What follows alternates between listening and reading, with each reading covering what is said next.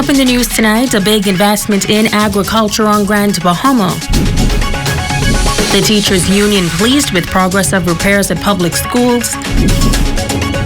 And the Bahamians advised against non-essential travel. The Bahamas Tonight, the Northern Edition, starts now. This is the Bahamas Tonight, Northern Edition.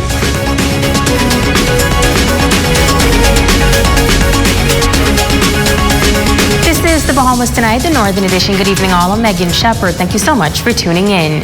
Topping news, the government investing some $300,000 into improvements at the Ministry of Agriculture. In just a few weeks, the offices of the Department of Agriculture, next to the fruit and vegetable market downtown Freeport, will undergo extensive renovations. Minister of State for Grand Bahama, the Honorable Kwesi Thompson, and the Minister of Agriculture, the Honorable Michael Pintard, say the Grand Bahama Beekeepers Cooperative Society Limited will also benefit as the cooperative was awarded a $20,000 grant. So included in those renovations, the upgrades to accommodate the apiary entrepreneurs. And so once the renovations are completed, this will be their home, this will be their base, this will be a place upon which they can continue to sell their wares, but also a place where they will be able to build their industry. We are also encouraging members of the tourism sector to embrace the products that are being produced by these talented Bahamians. The government has recently agreed that 40% of all agriculture products that are being sourced by wholesalers, retailers, hotels, and other agencies that are presently importing those items, that they must now source 40% of those items from local producers. Minister of State for Disaster Preparedness Management and Reconstruction, the Honorable Iram Lewis, encouraging members of the cooperative to excel. Chairman of the cooperative, Tyree Moss, says they are grateful for the assistance. So this initiative is a great one, and I'm happy to hear Minister Pintard advise that this is the first of many. This location downtown is going to be the prototype, and we will build from that moving forward. So I want to encourage all those involved in this program to take this matter seriously. Even with all of the strain on government resources, you have lived up to and continue to work with us, and we greatly appreciate that. That you have seen that food security for our Bahamas, our Commonwealth, is so important, and investing in the youth is so important. And so, as Minister Lewis has said, we have to take it from the bees, that we can't give up, that we have to be resilient, that we have to build back stronger and better. In other news, public schools on Grand Bahama receiving a much-needed facelift post-Hurricane Dorian. Many of those institutions were badly damaged during the storm. Tonight, the Bahamas Union of Teachers is giving an assessment of the repairs to date. Our Jamila Mizik reports. Public schools on Grand Bahama are currently undergoing repairs. Construction crews are working around the clock trying to complete repairs ahead of the new school year. Contracts were signed on June 11th, and Bahamas Union of Teachers Area Vice President for Grand Bahama, Quentin LaRota, says so far he's pleased with the progress. Some schools are getting their roof totally, because the roof was the main concern with the damages and the leaks that could result in the mold. And I was concerned that a hurricane may hit before the repairs are completed. And so I'm pretty pleased that the repairs are progressing. The government is investing $4.5 million for repairs to the local schools, and all of the institutions incurred damage during Hurricane Dorian.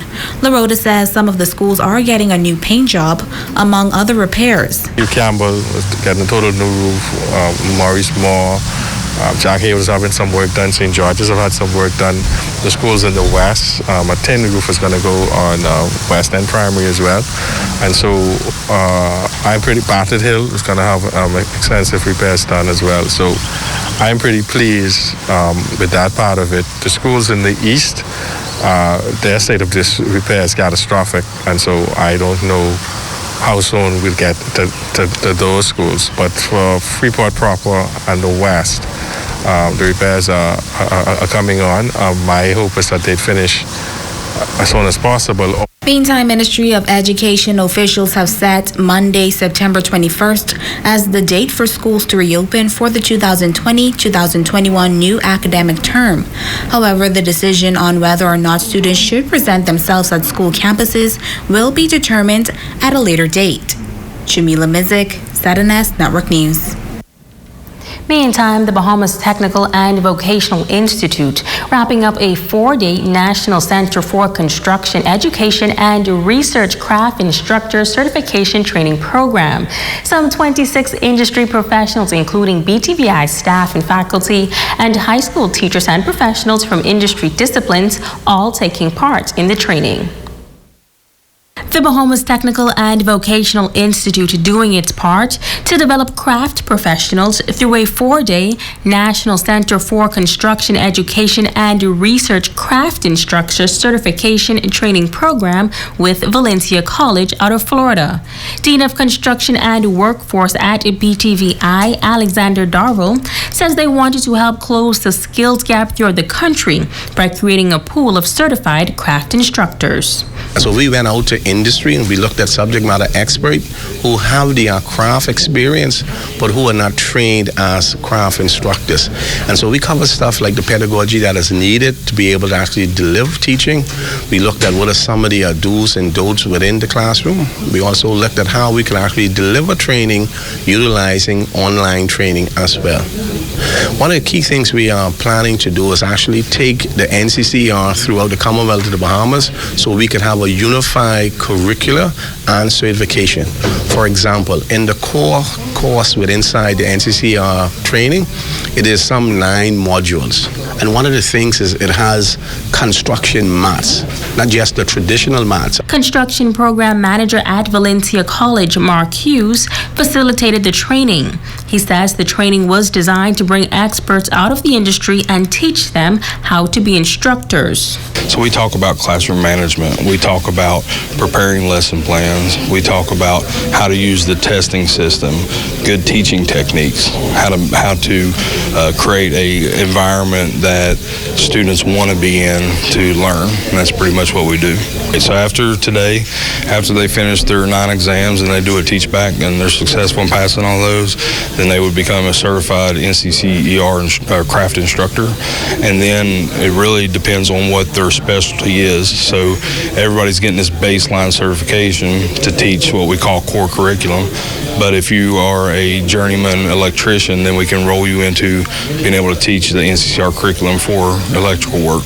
Instructor at BTVI, Sherlock Prince, says that although it was a hectic 4 days, he believes it was a good initiative considering recent events on Grand Bahama. That if you actually think back about what happened to Grand Bahama over the last 2 hurricanes or so, you realize that there is actual need not just for tradesmen but for certified tradesmen. And I think this training has kind of signaled BTVI's commitment to do just that. This is part of our mandate. This is what we want to do. And especially here in Grand Bahama, this is something that must be done. We want to ensure that the people here are not just qualified, but that they are certified. Now, Darville adds that they want to take this program throughout the country. And so one of the other key things is that if we start this program within the high school, let's say from grade 10, person now could get a certification with the core. They can move up to a level 1 and move towards getting a stackable credential.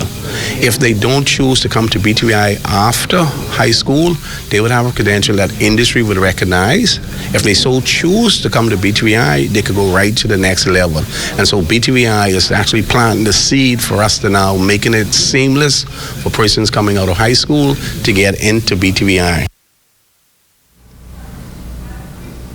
Well, some good news for restaurants in the country. A recent amendment to the COVID-19 emergency orders means that restaurants may now operate between the hours of 5 a.m. to 9 p.m. daily. That information coming from the Emergency Powers COVID-19 orders released today. And the Minister of State for Grand Bahama, the Honorable Kwesi Thompson, says a recent spike in COVID-19 cases on Grand Bahama is reason for concern. At last report, there were a total of 21 confirmed cases, 12 of those cases recorded since the borders were reopened. It is a wake-up call for those persons who were lax, those persons who believe that we could withdraw from being vigilant. But this situation shows us that we are not out of the fight. And we want Grand Bahamians to be vigilant. We want Grand Bahamians to understand that this is in our hands, that we can control this. We did it before, we can do it again. But it will require everyone abiding by the COVID regulations. It will require everyone, when they are in public, to wear a mask. It will require those persons who come home to be in quarantine.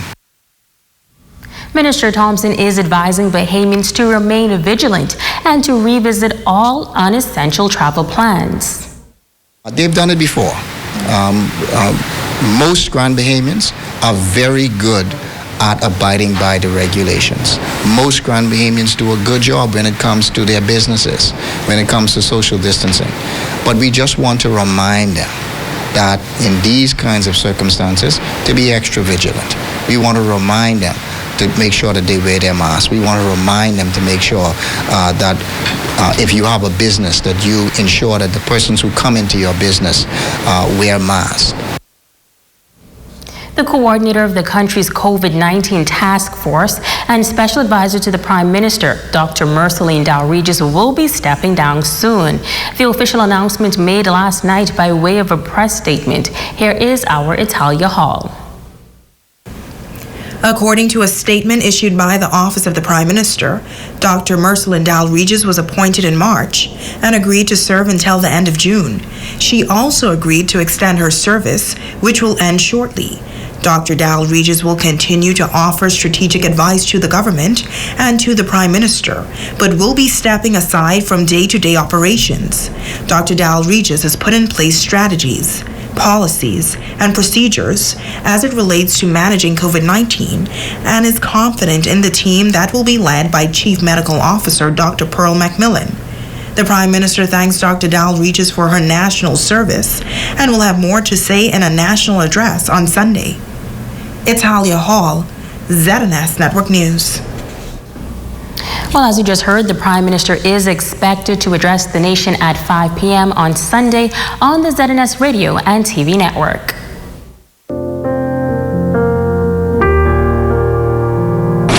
Isaiah 40:31 says, "But those who hope in the Lord shall renew their strength. They will soar on wings like eagles. They will run and not grow weary. They will walk and not grow faint." You see, we've been going through so much in the Bahamas, from Hurricane Dorian to the pandemic. You know, we've lost jobs, homes, family members, and it's been such a trying time. And you see, the enemy wants us to give up, you know. He wants us to give up on God. He wants us to throw in the towel, but God has a greater plan for our lives, and we must not give up on God. 1 Peter 5:10 says, "And the God of all grace, who calls you to his eternal glory in Christ, after you've suffered a little while, will himself restore you and make you strong, firm, and steadfast." No matter what storms we face, God is still here with us. He promised us that he will never leave us nor forsake us. And I truly believe if God brought us to it, he'll bring us through it. So let's use this time to draw closer and closer to him instead of drawing away from him. He wants us to have a relationship with him. He has his arms open, waiting on us to come to him. So we in the Bahamas, we are strong and resilient people. So greater is coming. Prepare yourselves for God's blessings and favor, because he is not done with us yet. So let's continue to seek him in all things and put him first in every area of our lives. God will provide, he will protect, he will heal, and he will restore. So may the Lord bless you, may the Lord keep you, may his face shine upon you, and may he give you peace.